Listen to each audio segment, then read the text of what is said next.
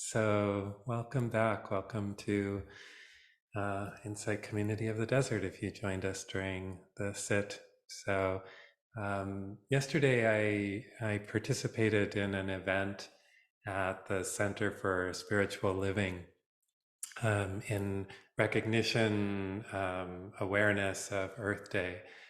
And there was a indigenous healer there who blessed the space and led us in a ritual. The mayor was there, and she had a beautiful proclamation for the day, which I think might have been one of the first Earth Day proclamations the city has done, not sure. I led a metta, loving kindness meditation focusing on Earth for the group. And we were all invited to take part in Climate Action Riverside, which is an organization involved in climate work, and specifically something called climate cafes, which are monthly multi-faith gatherings of people who want to talk about what we're experiencing and ways of being that respond to the realities of living in a world in trouble. And it was an inspiring gathering, and it's a big valley, of course. And so you think only 40 or 50 people are here out of this whole valley. Yet, whenever people come together with an intention and with love in their hearts, it's very special, and you can really feel the value in it, and it goes way beyond just the people who show up. And so I really felt the hope and the care, and something that I increasingly identify as part of my own practice of metta and compassion, a certain kind of defiance, and not an angry defiance necessarily. I think of it more as a beautiful defiance, that I'm not going to look away. You're not going to make me look away. I'm not going to hide out in the endless buffet of distractions of dominant culture. I'm not going to let myself be completely distracted. I'm not going to let myself go numb. I'm going to keep caring and finding ways of responding with courage. What we put our attention on flourishes. It's something I've just been noticing in my life. Wherever I put my attention, what I think about a lot, that's what grows. That's what becomes more important to me. Very normal, and yet such an insight sometimes. So today I want to focus a bit on this primary relationship that we have to Earth, our great teacher, our home, our source of being, from a Buddhist perspective. And I'll offer some reflections on that direction, and so much of the Dharma, the Buddhist teachings, is simply, kind of remembering sort of what we already know intuitively in the heart. And there's an aspect of mindfulness that also just kind of means remembering the teachings, remembering the lenses that the Buddha taught that we can look through to witness our world and to be of service in it, to be present. Is to really practice the Dharma is to pay attention and to care deeply.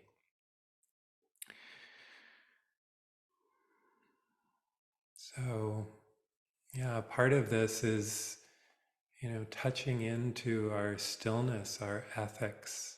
Ethics come up a lot in this, making space for deep wisdom. So much more than it might seem. These practices are really powerful because they're the opposite of transcending or ignoring or spiritual bypassing. We do that defiant thing of not looking away. We get to the heart of the matter. We remember our love and our deep innate care of what's here, our love of justice, our love of each other, our love of the earth.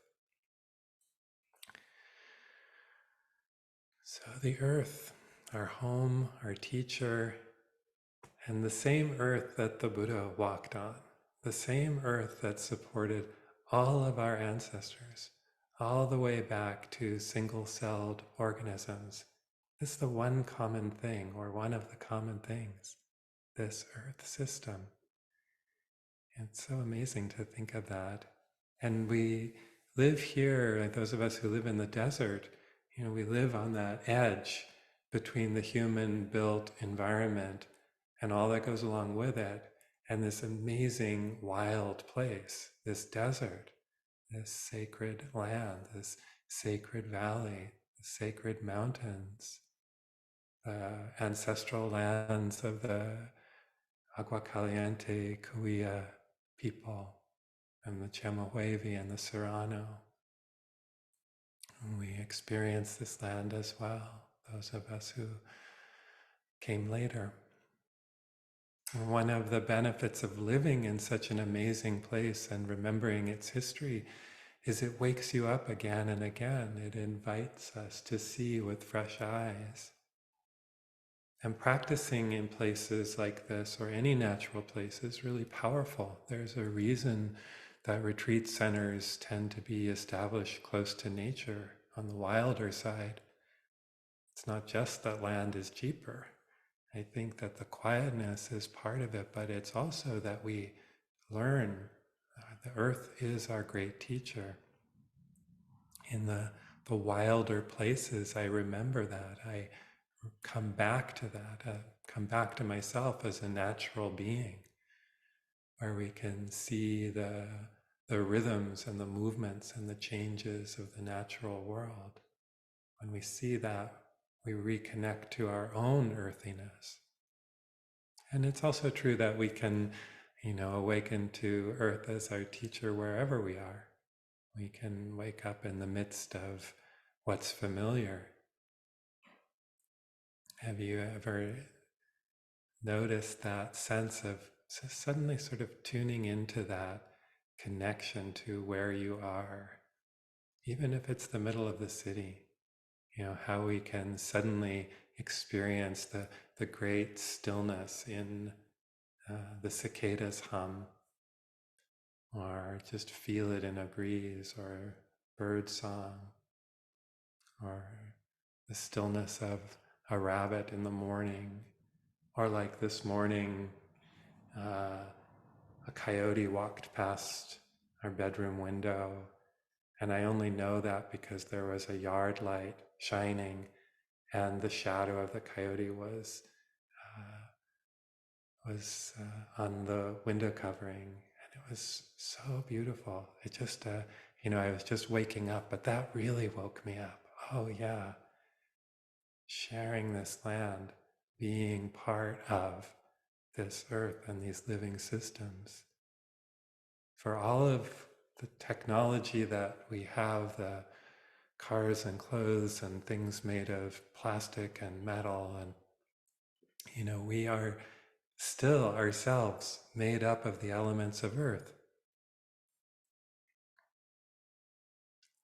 So we know that we're at a tipping point in terms of climate crisis, and according to the UN, we're past a tipping point.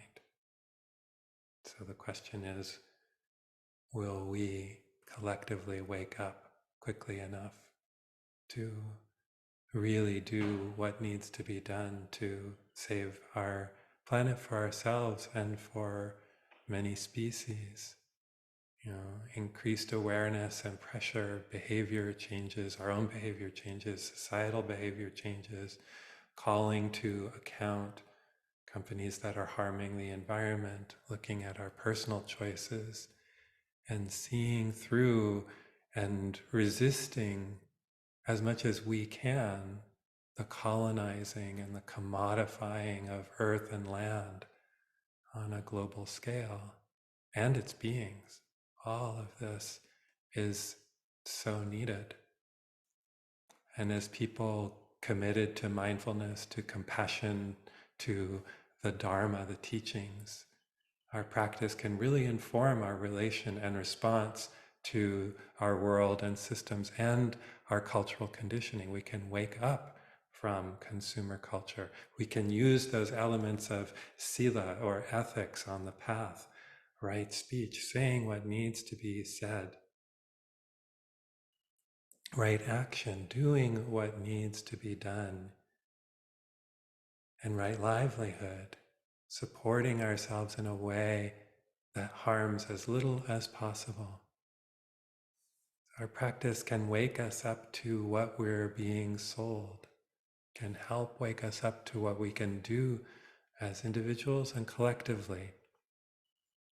And that starts, to me, in really noticing what is our relationship, what is my personal relationship and my collective relationship to Earth. How much do I think about it? When we sit in meditation, are we sitting on a chair in the house, or are we actually sitting with the earth, of the earth, remembering our earthiness? We know ourselves to be made from this. Everything that makes up our body comes from earth. Our senses are an extension of earth. When we move on the planet, we are literally earth walking, earth experiencing itself. So we are not foreign. We belong here. We just need to learn how to behave.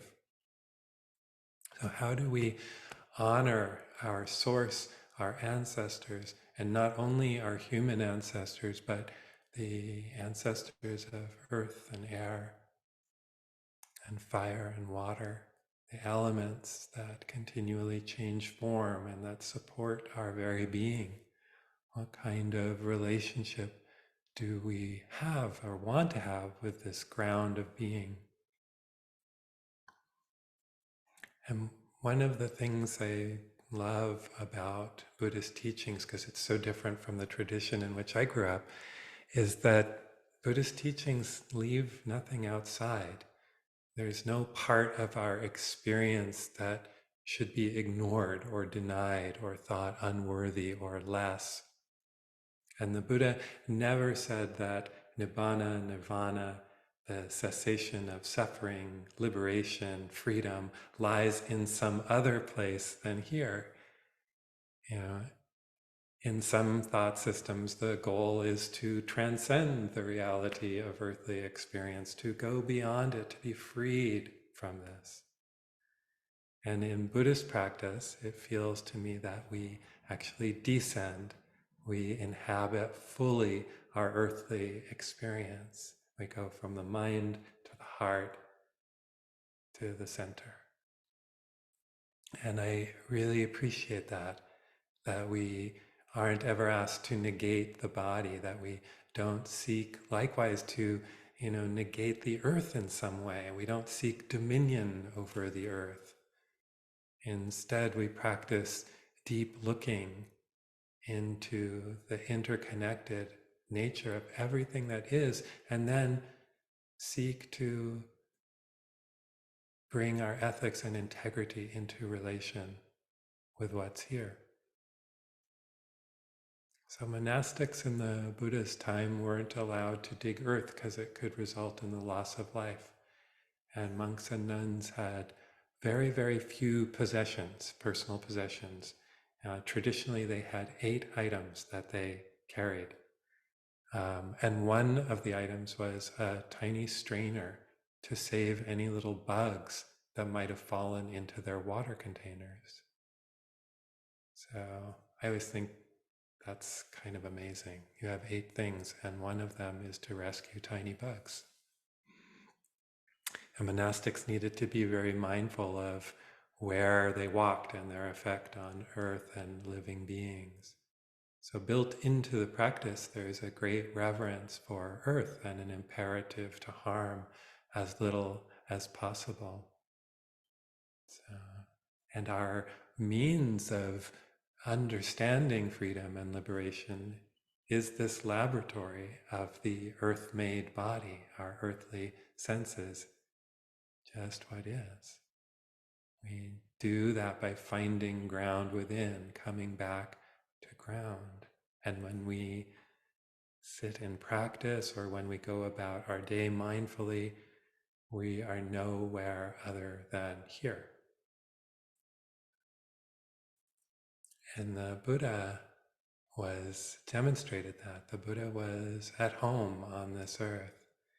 And at the moment of his awakening experience, when he saw and released his final doubts, he called Mother Earth as his witness. And I was reflecting on that. I've mentioned it a number of times, but I was reflecting, yeah, he didn't levitate. He wasn't looking up to the heavens. He actually looked down and touched the earth. He asked earth to affirm his worthiness, and it said that the earth shook in response. And so you see that in many of the statues of the Buddha. Whenever you see him with his hand just sort of like this, resting over his right shin, that is the touching earth mudra, touching earth gesture.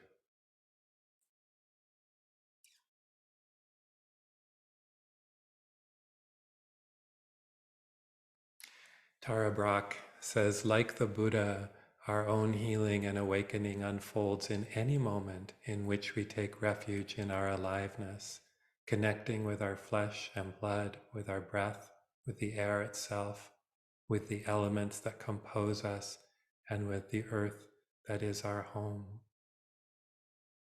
And she says, by claiming this living wholeness, and she's talking about the Buddha, he dissolved the final vestiges of the trance of separation.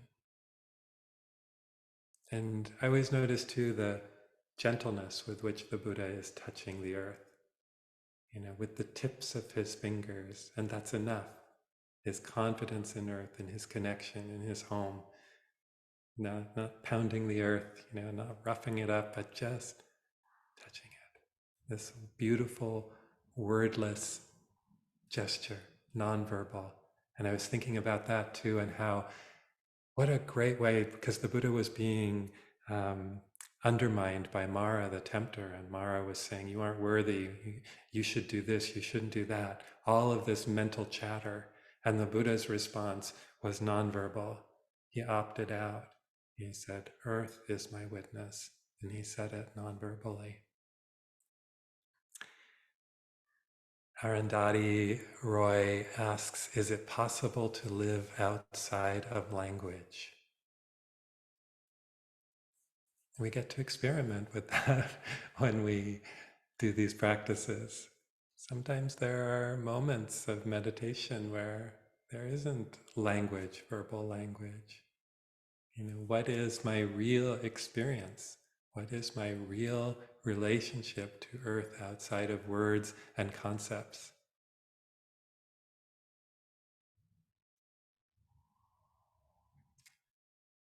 Zen Master Dogen said, I come to realize that that mind is no other than mountains and rivers and the great wide earth, the sun and the moon and stars.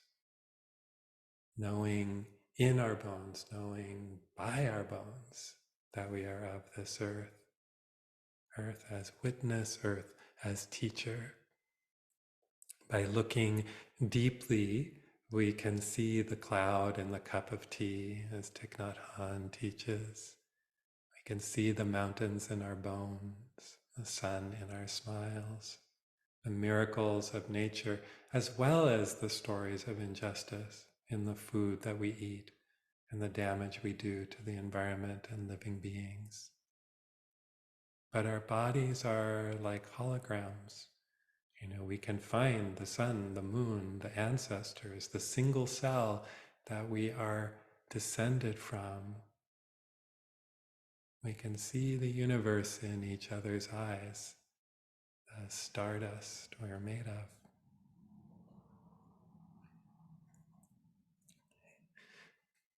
And the Buddha told, or invited, we might say these days, his followers to go sit in nature. He said, there are the roots of trees, there are empty places, go and meditate. It's no mistake that these retreat centers are situated in forests and deserts and wild places, and that they're conducive to practice. The land is alive all around us, each being, each lumbering beetle, each plant and rock. So my first Buddhist teacher was Rodney Smith in Seattle, and he used to tell the story of wanting to practice with Ajahn Buddhadasa in Thailand. And Ajahn Buddhadasa was an iconoclastic forest monk, very influential, and did things a little differently than everyone else, and influenced a lot of Western teachers. And Rodney wanted to be accepted into this monastery of Buddhadasas in order to practice with him. And so Rodney said, I went to see him, and I thought the way to get in was to say, I want to come and learn something. And Buddhadasa didn't want people to learn from him. And so he said no. And so then Rodney went to one of the senior monks who lived at the monastery and said, what did I do wrong? Where did I make my mistake? And the monk told him, go back to him and tell him that you want to learn from nature. And at Buddhadasa's monastery, there were no images of the Buddha, which is unusual in Theravadan practice centers. And people who asked about that were told, if you want to go and bow to something, go and bow to that rock over there. So the message, it's a very deep message there. I don't pretend to know it, but being with nature just as it is, allowing it to reveal its truth, instead of us trying to get somewhere or get something from it, to own it, to change it, to hike it, to bike it, to collect it. There's nothing wrong with outdoor recreation. But very often, it occurs to me we're trying to get something from rather than just being with. And I'll speak for myself. I notice sometimes I'm on a beautiful hike and I want to get something. I want to get the hike done 5 minutes sooner so I can prove to myself I'm still healthy and I'm maybe even getting better, rather than, I just want to revel and enjoy this beautiful experience of being in nature, which is unfolding all around me. And I don't need anything of it. I don't need to be any better than it is, and I don't need myself to be any different than I am. The difference between a competitive moment of relating to nature, even if it's self-competitive, rather than a communing moment. So again, is it possible to live outside of language, to practice outside of language, to allow ourselves to be taught by what is? Language can be so limiting. I've told this story before of being in Washington State on one of my first retreats and coming across this enormous growth of horsetail ferns that are very unusual looking, nothing quite like them. And my mind seeing this profusion of beauty and growth and green and light, and just kind of coming up with the word horsetails. Like that was the experience, horsetails. Not this incredible growth and happening and process. I was in Northern California on a retreat last week or a week before, and there were enormous oak trees. And so I was reminded of that. So I knew better. Like these oak trees were the span was I swear, 150 feet or something. I'm probably exaggerating, but I knew better than to just look at them and say, oak trees. Instead, I felt them in the heart and loved them in a different way. I didn't collect them. So, in that for me is being liberated from the idea that a thing could ever be contained by its name, or that it could ever truly be separate. And this is part of the Buddha's teaching of dependent origination. We have senses. There are sense objects all around us. Contact arises. And then feeling and perception. And perception is that naming faculty.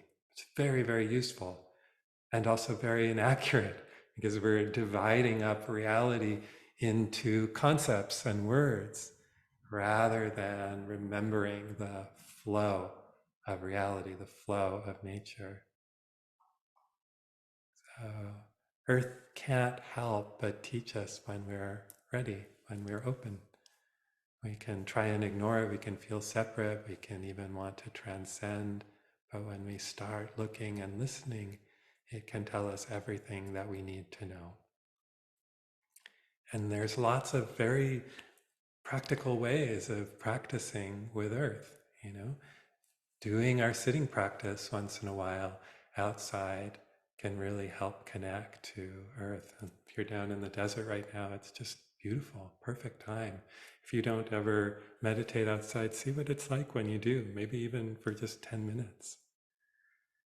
Walking on Earth, particularly in bare feet, is another very powerful practice. One amazing lens for that for me is to shift from I am walking to Earth is walking. That sense that Earth is knowing itself, Earth is moving. And we can include Earth in our metta practice or our prayers if we make prayers.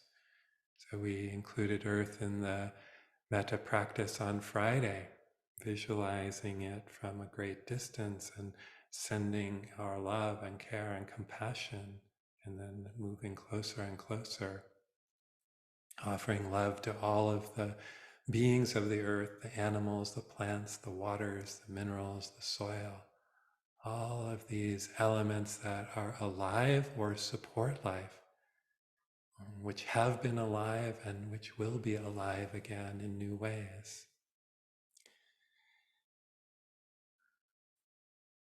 And as part of our sila, or ethical practice, we can practice non-violence, non-harming of the earth through respect, through kindness, through really being aware and mindful of our footprint and present with our consumption.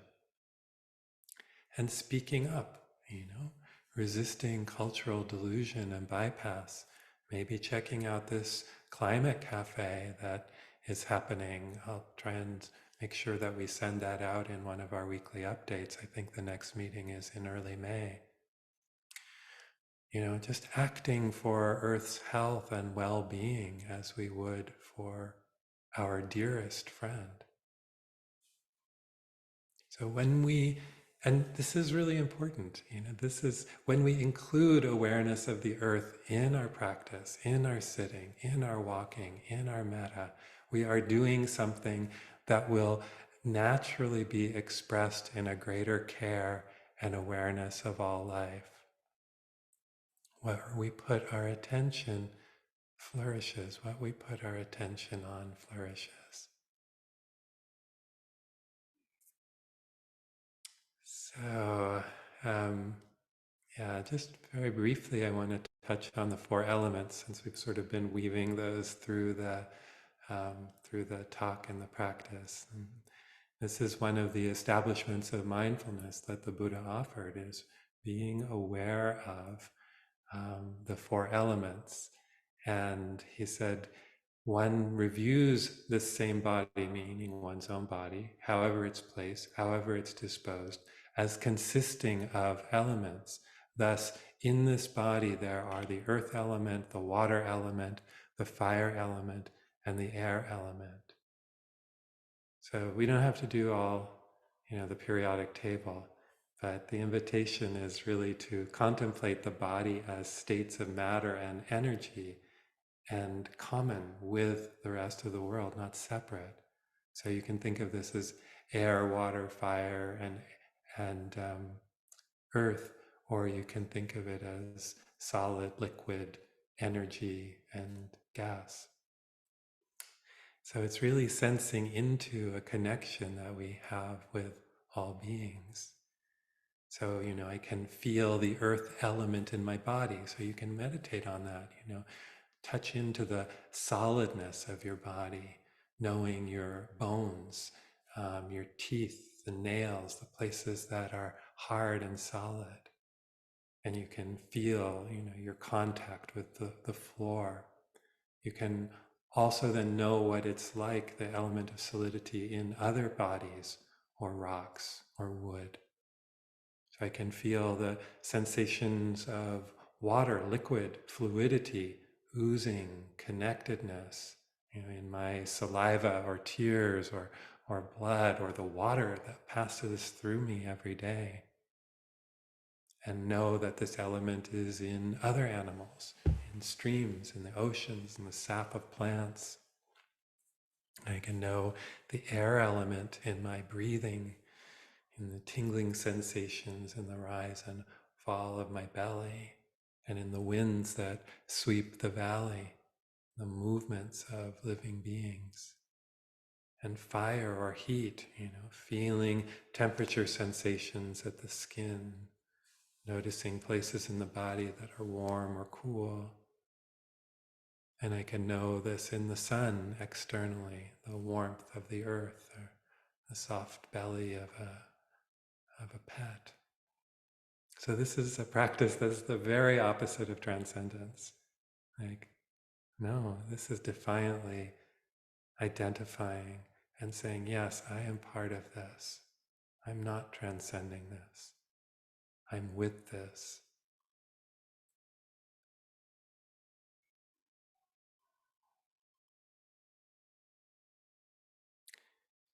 So someone might say, what good is it to meditate and do these kinds of things? You need to act, and we do need to act.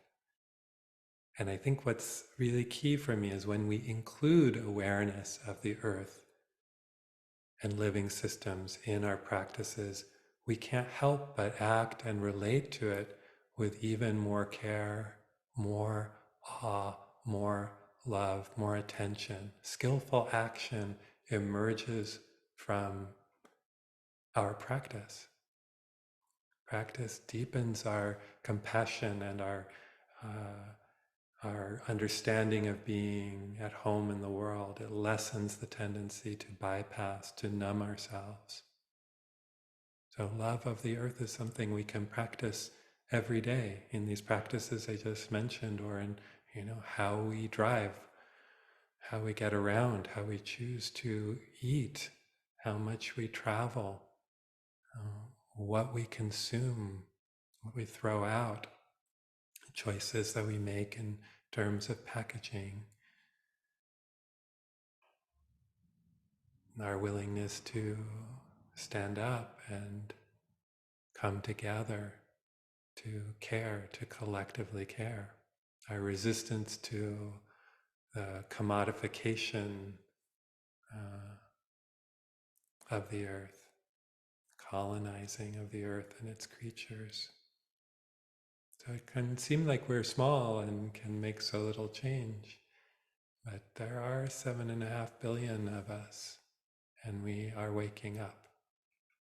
Hopefully we wake up in time so that we survive. So I read this on Friday, and I'd like to close with it.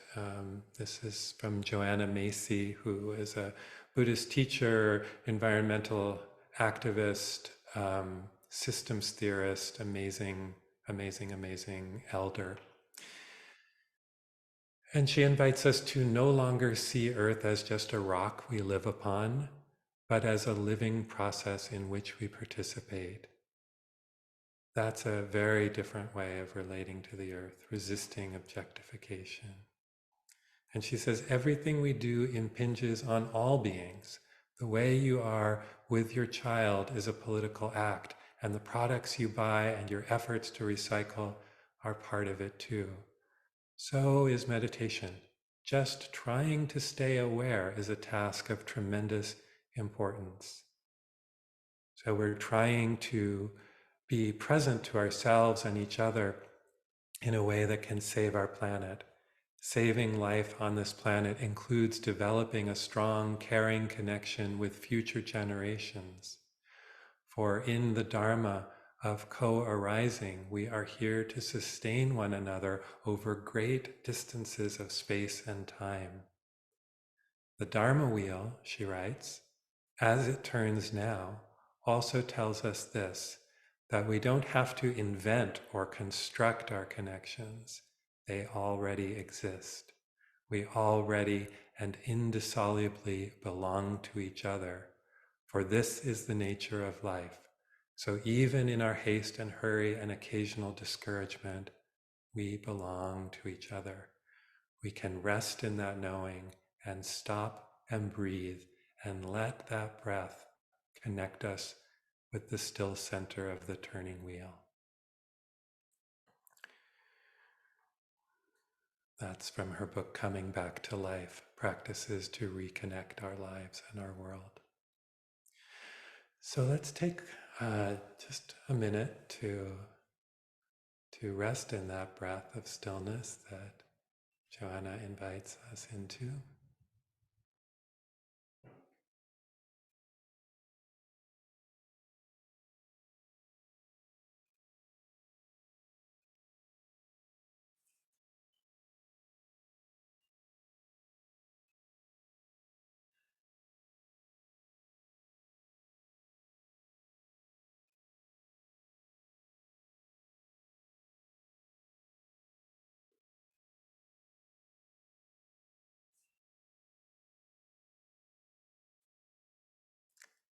Okay, so thank you for your attention.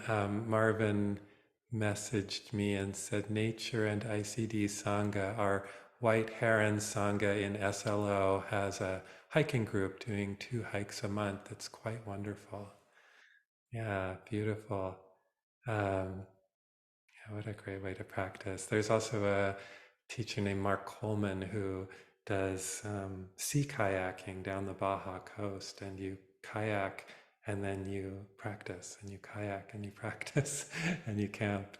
Um, and I really just would so much like to just open the floor. I was hoping there would be enough time for us to break into small groups, but we are kind of a small group. So maybe just opening the floor. The questions I was going to kind of pose were, how is Earth present in my spiritual practice, and what actions do I take to care for Earth? But really, just opening the floor to whatever you'd like to share, maybe ways that you are practicing with Earth, or realizations that you have, or anything that's on your mind. I want to close with a poem I wasn't going to read, but then Sage, you inspired me.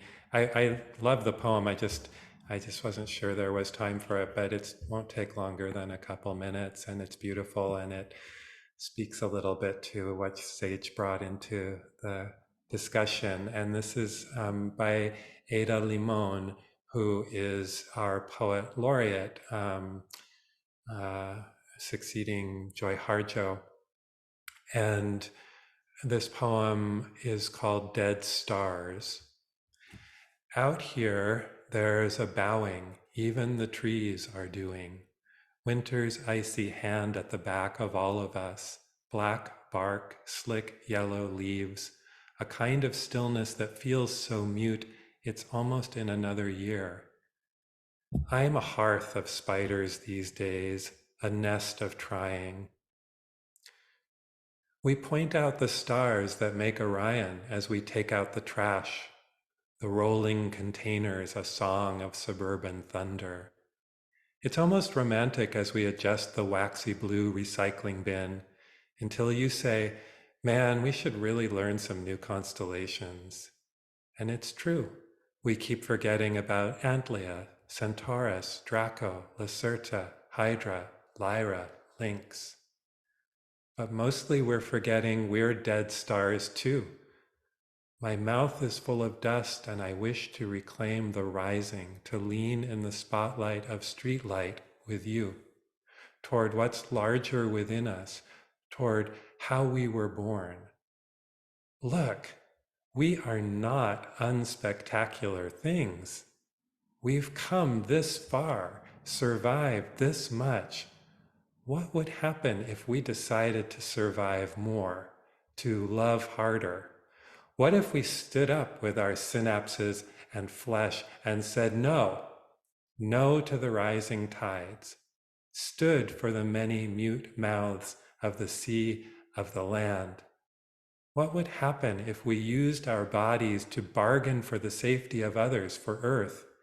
If we declared a clean night, if we stopped being terrified, if we launched our demands into the sky, made ourselves so big people could point to us with the arrows they make in their minds, rolling their trash bins out after all of this is over.